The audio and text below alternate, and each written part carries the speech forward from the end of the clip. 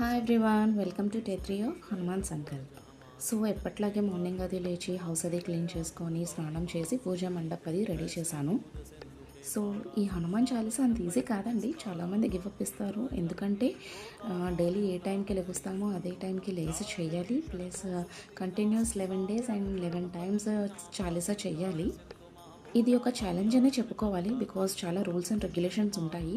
So dos and don'ts ఏంటంటే, మనం daily ఏ టైంకి లెగుస్తామో అదే టైంకి లెగిసి పూజ అనేది స్టార్ట్ చేసుకొని ఫినిష్ చేసుకోవాలి. అండ్ ఈ 11 డేస్ నాన్ వెజ్ అది తినకూడదు, ఆనియన్ గార్లిక్ తినకూడదు, నెక్స్ట్ బెడ్ మీద పడుకోకూడదు, కిందనే పడుకోవాలి. అండ్ హౌస్ చాలా నీట్గా క్లీన్గా ఉంచుకోవాలి. మనం కూడా చాలా నీట్గా క్లీన్గా ఉండాలి. ఏ నెగటివ్ థాట్స్ ఉండకూడదు, బ్యాడ్ వర్డ్స్ కూడా యూజ్ చేయకూడదు. చాలా శ్రద్ధతో పూజ చేసుకోవాలండి. అండ్ మెయిన్ ఇంకోటి ఏంటంటే నమ్మకం. మనకి నమ్మకం అనేది ఉండాలి, ట్రస్ట్. మనం ఎంత గట్టిగా దేవుడికి నమ్ముకొని పూజ చేస్తామో మనకు కోరిక కూడా అంతే ఫాస్ట్గా నెరవేరుతుంది. ఈ పూజ చాలా భక్తిగా చేసుకోవాలి. అండ్ మీ కోరిక ఏంటి, మీ సంకల్పం ఏంటి అనేది ఆయనతో చెప్పుకోవాలి. అప్పుడే నెరవేరుతుంది.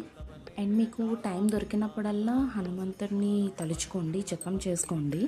సో నా డే 3 ఇలా ఫినిష్ అయింది. అండ్ నేను టెంపుల్కి విజిట్ చేసి వచ్చాను. మీకు ఏమైనా డౌట్స్ ఉంటే కమెంట్ చేయండి, నేను డెఫినెట్గా రిప్లై ఇస్తాను.